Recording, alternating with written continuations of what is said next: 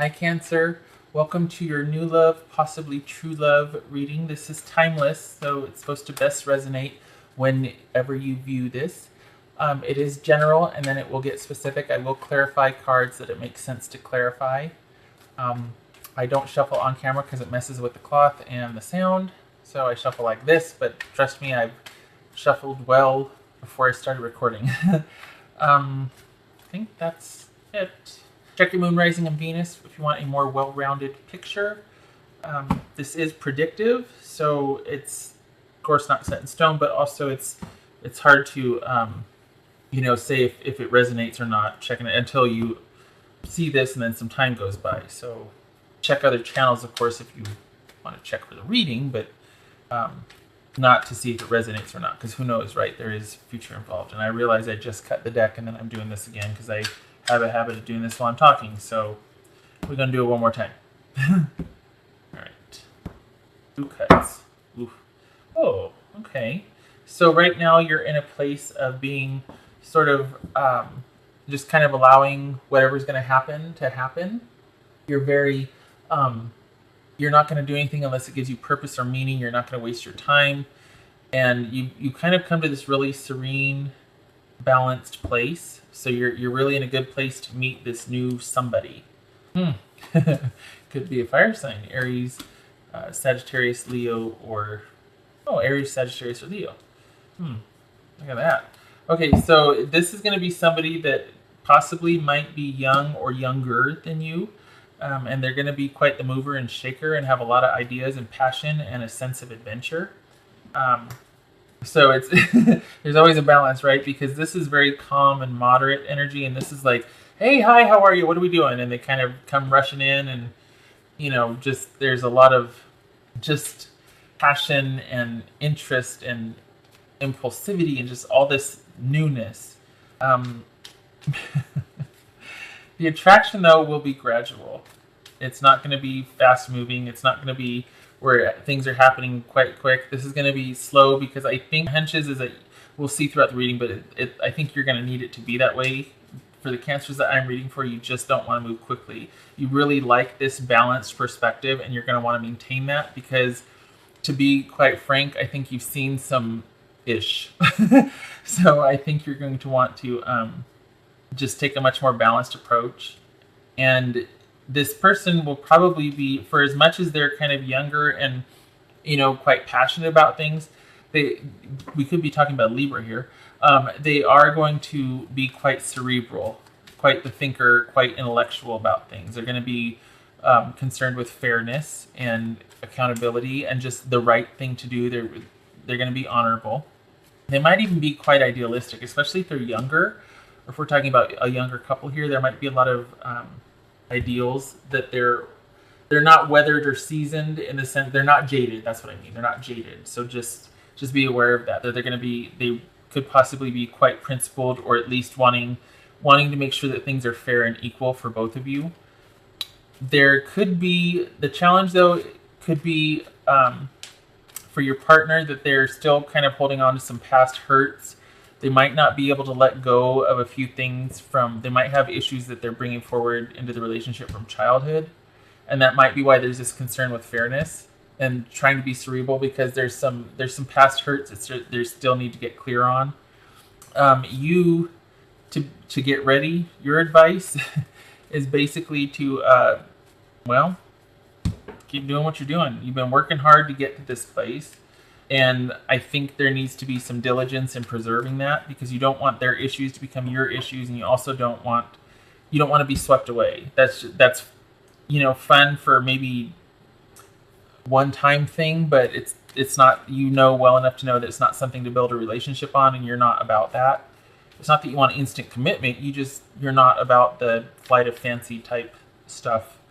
How are you going to meet this person? Well, for some of you, it feels like they're going to be new in town, but this talks about quite the shakeup. So this more often than not is telling me about what the person, where they have been or what they're going through, more so than a physical location, or it's more about what circumstance you will meet them in rather than what kind of job they have, things like that. So this is going to be somebody that is probably coming out of a relationship. They're realizing that maybe the relationship they were in is not what they wanted, and they want more choice, they want more fairness, they want more integrity in the relationship because they do value that connection.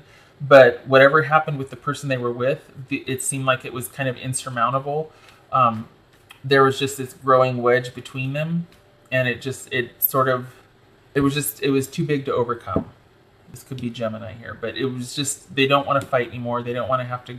It's to the point where they see it for what it was, and they just don't want to have to fight anymore. And they didn't ever see themselves being ready to leave, but now they are, and this is huge for them. It's going to take, we have this. It's going to take some getting their head around it and understanding that they are ready to leave. So this is somebody, the person that you're going to meet might be fresh out of this relationship and still dealing with the past issues of either their childhood that was manifested in this relationship. So now it's like come full circle, and that might be why you have your work cut out for you, Cancer, that you're going to have to be, hold on a minute.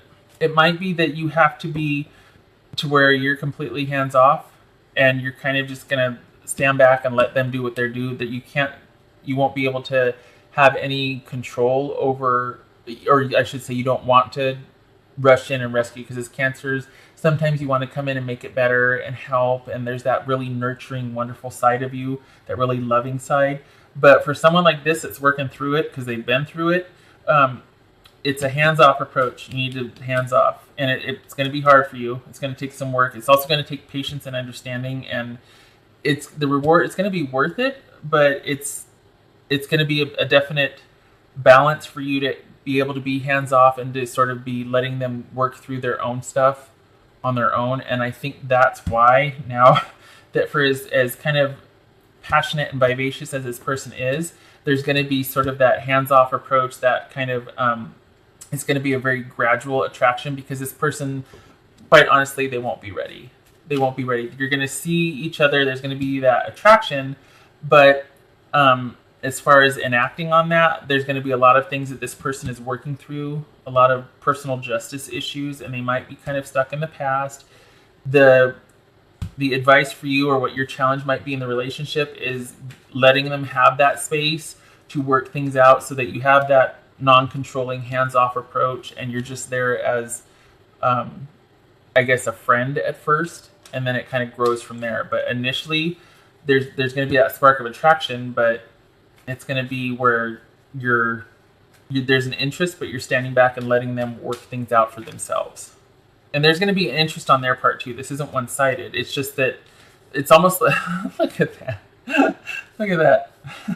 There's going to be that instant attraction, but as far as enacting on it, they're going to be preoccupied with this, and you're going to be like, okay, I don't want to turn into this. So I'm going to stand back and I'm going to allow this to unfold and this person to work through it, so that they can meet me on the other side and be I hate to say it, but be worthy of me. Because you don't want to go and fix anybody's problems. Some people show up to heal and restore. I get it. But there's that, and then there's ending up mommying somebody because they're kind of a mess. And you want to help, and you love the person, you want to care, and you don't want it to be like, oh, dang, I don't want to give this up just because you have issues you can't get over. So here, let me fix it for you. And yeah, that doesn't bode well. So anyway, we're dealing with somebody that probably can't let go of the past, and it's probably childhood trauma, childhood issues, and they feel stuck. Okay? So just know that going in, you're fair-minded, compassionate person that you are, that they're going to be looking for the truth in this situation and trying to suss out who they are since that happened. And I think, I don't want to, presuppose here, but this feels like somebody was violated and abused. Just saying, okay? Because it feels like, if at the very least, boundaries, there was neglect and boundaries and abuse because of that. Their needs were not met. And that could take a variety of forms, but this is somebody dealing, and I think that's why they might be really concerned about justice and fairness and almost black or white about things. And coming out of this relationship, not wanting to fight anymore, and realizing that they can have choice, that they do matter in a relationship, you're going to be pivotal for them. And this suggests that the relationship might be a lot of work, but it will be worth it. Spend some quality time together. It is imperative that we spend quality time with those we are in significant relationships with, listening and talking to each other. And I think that might be how this starts out, just because I think you're going to be in service of at first. You're going to be like this balm, this just soothing presence for this person. And I think once they learn to trust you, that's going to be pretty pivotal for them. 2 more cards for you here if I can ever get these shuffled. Dreams. Okay, this speaks to paying attention to your dreams, as far as when we are kind of this impulsive energy, or we're this young, vivacious, passionate, there's a lot of doing, maybe there's not a lot of listening. No judgment, just saying that some people they're more busy than others as far as that busy mind. This might be applying to you, this might be advice for them, but either way, it's about listening to your dreams and what shows up in your dreams, and paying attention to the imagery and any kind of feelings that you have afterwards. Something tells me that the Cancers that I'm reading for have been doing that, and that's why you come to this balanced place, because this is divine guidance here. We've got an angel. So you're probably pretty in tune with this. So just keep listening and paying attention. You might not realize it, but you are being divinely guided. This also could be beneficial for this person over here. Maybe when they finally come to a place of calm and trust and peace, this will be helpful to them. As also, like, it might just randomly come up like, oh yeah, I had a dream last night that, such and such. And they're like, really? You have dreams like that? And then that at least sparks some interest or plants a seed for them, But the dreams are pretty informational. They are communicative. They're intended to communicate with you, especially if you're in this place right now. Pretty darn powerful. Okay, so this is about, I don't like how it looks kind of imprisoning. Like this right here is like, what's going on there? But this is about ambition and goals and inspiration. And this is about setting a goal. But, okay, so we've got this compassionate, calm, balanced personality, 1 foot, in emotions, 1 foot on land. So balance of pragmatic and practical, right? But there's this idea that you're waiting, right? Because you are, especially in this reading. So you're waiting for this person to kind of get their stuff together, okay? So the idea is that we set goals, and we know what we want, and we set about to pursue them and to achieve them. However, there's a fine line between just kind of keeping busy and biding your time, and then it turns into an excuse as to why a goal isn't attainable. So it's let me see. It's like, okay, I'm going to work toward this goal, but then I'm going to get distracted over here because deep down I might think that this goal isn't achievable, but I don't want to realize that. So what I do is I just make excuses as to why I can't achieve that goal. And I think there might be a point where you might come to that with this person, like you might have some doubts. If it is, especially if they're kind of working through some stuff, it's going to take patience, and you might be questioning like, okay, I really want to be with this person. I think there's something there, but there might be a point where you start to wonder if it's going to happen. And this is that's what this is speaking to. Okay. So that just flew out. One's reversed, possible being impulsive or not thinking things through, kind of hasty, frustrated, delays, things like that. So that probably speaks to that, is feeling a little frustrated that it might be taking longer than you would want, and wondering, so this is talking about completions of cycles, wondering if in fact it is going to work out. Am I just wasting time? And that reckoning that happens when you realize, maybe I'm just making excuses. I'm sitting here saying I'm waiting for them, but maybe I really know deep down, or I think deep down, that it's not going to work out, and I've just been making excuses because I really want it to work out, but I don't want to accept that it might not. And that is, for one thing, it's normal. Number two, it loses its power of fear when you confront that. And then after you realize that, it becomes a choice. Okay, this might not work out, but I think this person's worth it. I think there's a connection there, and I do want to wait. So yeah, I might be looking stupid, but I'm going to give myself another 6 months, and then I'll have this conversation with myself again. So once you lose that fear, it becomes a choice. And then it becomes easy. Either you do or you don't want to. And there's nobody gets to judge you but you. And it's all about what you think is right for you. Other than what people might think I'm an idiot for. So what? You do you. All right, timing. Timing. All right, this suggests when it's reversed and it's a major arcana, it talks about this issue needing to be resolved before we can get to the timing. So this is just another reminder that there might be a time of confusion and kind of just anxiety and wondering, is this all worth it? And that might be where this comes into, is like, okay, it's going to be a lot of work, Cancer, but you're not afraid of hard work, are you? So there we go.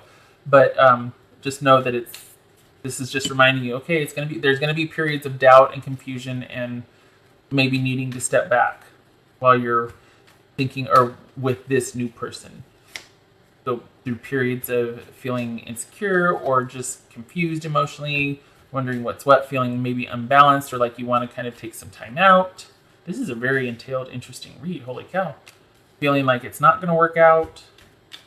And this, I could read for this too. I just, actually, it's right here. I'm just sitting here reading the reading. All right, let's do timing. Come on now. Focus. Timing.